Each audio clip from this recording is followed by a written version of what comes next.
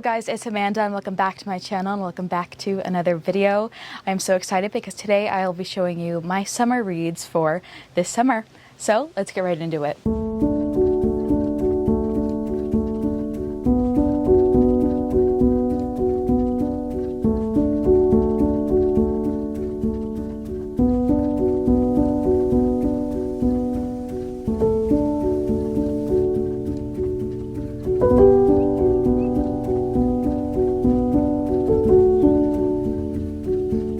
So it is a beautiful, beautiful summer day today. I'm actually filming this on the 4th of July, so happy 4th if you celebrate. It is such a really beautiful day because it's cool. There's a slight breeze that's gonna mess with my hair this whole time, but it's gonna be fine. It's only about 80-ish, but the breeze makes it feel much, much cooler, and I'm really, really happy with it. I have missed being outside.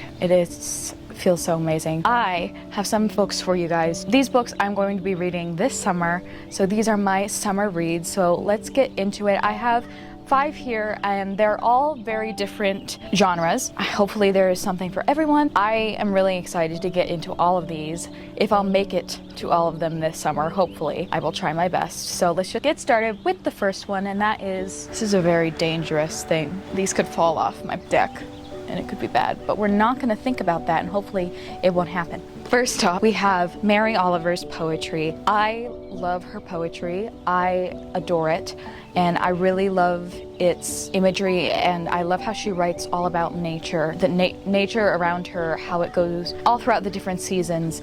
So I really love her poetry all year round, but I especially love it when it is the spring and the summertime, where we can really, really appreciate her poetry, especially if we're reading it outside in a beautiful picnic or something. I just recently got this new book. This is volume 1 of her new and selected poems. I have volume 2 as well, but I just wanted to mention this. When New and Selected Poems volume 1 was originally published in 1992, Mary Oliver was awarded the National Book Award. In the years since its initial appearance, it has become one of the most best-selling volumes of poetry in the country. This collection features 30 poems published for the first time in this volume, as well as selections from the poet's first 8 books. I've read Devotions by Mary Oliver, and that's just like a taste of everything that she's written, and I really, really enjoyed that book, so I'm excited to dive deeper into her work. The next book I got on a whim the other day when I was at the Barnes & Noble, the bookstore, of course. The Story She Left Behind by Patti, Callahan, Henry. This is a beautiful historical fiction novel. What really sold me on this book is that it is set in the Lake District. I absolutely love that. There's dual timelines. We have 8-year-old Clara Harrington's magical childhood shatters when her mother, renowned author Browyn Newcastle Fordham, disappears off the coast of South Carolina. A literary prodigy has stunned the world by writing a fantasy novel that became a national sensation when she was just 12. Her mysterious departure leaves behind not only a devoted husband and a heartbroken daughter, but also the hope of ever translating the sequel to her landmark work, written in an invented language. As the headlines focus on the missing author, Clara yearns for something far more deeper: her beautiful mother. By 1952, Clara is an illustrator raising her own daughter, Winnie, when a stranger named Charlie Jameson contacts her from London, claiming to have discovered a handwritten dictionary of her mother's lost language. Clara is skeptical. Compelled by the tragedy of her mother's vanishing, she crosses the Atlantic with Winnie, only to arrive during one of London's most deadly natural disasters, the Great Smog. With asthmatic Winnie in peril, mother and daughter escape the city with Charlie and find refuge in Jameson's family retreat nestled in the Lake District. It is there that Clara must find the courage to uncover the truth about her mother and the story she left behind. I love stories about writers, and I love stories about long-lost stories. I could not be more excited for this book. This is actually going to be my next read, and the cover is beautiful and gorgeous. I'm really excited for this one, and this just came out. This just came out this year. I'm really excited for this. The next book is the perfect beach read, and that is Beach Read by Emily Henry. Emily Henry, I have been skeptical of her work for a couple of years now, ever since I pretty much joined BookTube. I am very picky with my romances. I've always been very picky of my contemporary romances because I read to escape the world and I don't want to be reading about the world, present day. So I've always been like iffy on her novels, but I've heard more hype and more hype on this particular book of hers all this year, and I finally gave in and I bought it, and this is one of the pretty editions. This collector's edition features painted end papers and sprayed edges, a letter from the author, and a new bonus epilogue. Yes, this is a pretty new edition and it has beautiful sprayed edges and quotes from the book on the back. All I know about this book is that it is about two writers who are completely different, polar opposites in their writing. One writes beautiful love stories, happy endings. The other kills off everyone in his books. One day they come together and they decide, hey, let's switch writing styles and see if we can prove each other wrong. I think the concept for this is really good. And again, I love writers and I love writers in books. Of course, I love books about books as well. So being a writer myself, I'm excited to dive into this. Two writers falling in love. I kind of really want that. I really hope I like this as much as everyone else has in the past. The last two books are more of my horror and thriller books.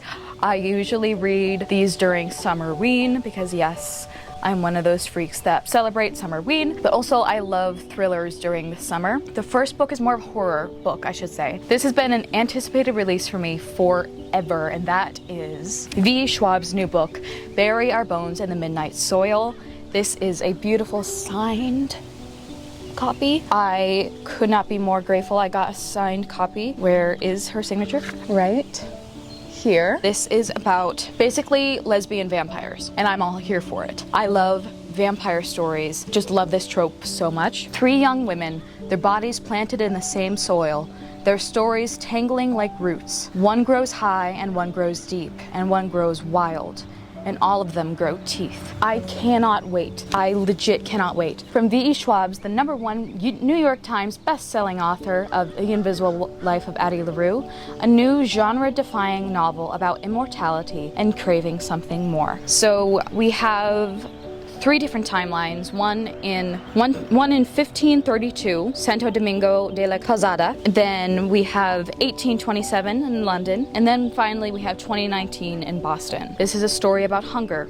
This is a story about love. This is a story about rage. This is a story about life, how it ends and how it starts. I'm all here for it, and she's a chunky one, so I just want to get lost in this forever. I am so excited. And then finally, the last book I have was a new release of last year, and that is Grady Hendrix, Witchcraft for Wayward Girls. I have read Grady Hendrix in the past in summer, so again, summer thriller horror novels. I honestly just read this description this morning. I bought it because it said witchcraft on it, and that's all I needed to know. But here it says, there's power in a book. They call them wayward girls, loose girls, girls who grew up too fast, and they're sent to the Wellwood house in St. Augustine, Florida, where unwed mothers are hidden by their families to have their babies in secret, to give them up for adoption, and most important of all, to forget any of it ever happened. We're following our main characters, Fern, Rose, Xena, and Holly. Then Fern meets a librarian who gives her an occult book about witchcraft and power. And power is in the hands of the girls for the first time in their lives. But power can destroy as easily as it creates, and it's never given freely. There's always a price to be paid, and it's usually paid in blood. Sign me up. So those are all the books that I have for you guys today. Like I said, I hopefully will get to all of these books this summer. I really hope I do. If not, then they'll just bleed into fall and spooky season, which is even better. If you guys have read any of these books, please do let me know your thoughts. So that is going to be the end of today's video. If you guys enjoyed, please hit the like button, hit subscribe if you have not already, and click the notification bell so you're notified every single time that I upload. I upload every single week. And if you want to find me anywhere else to any more bookish content like this, you can find me on Instagram, GoodReads, Pinterest, and in between the pages of a book. And as always, remember to be the Captain Jack Sparrow of your story, and may your compass lead you to amazing things. And I'll see you guys in my next video. Bye, guys.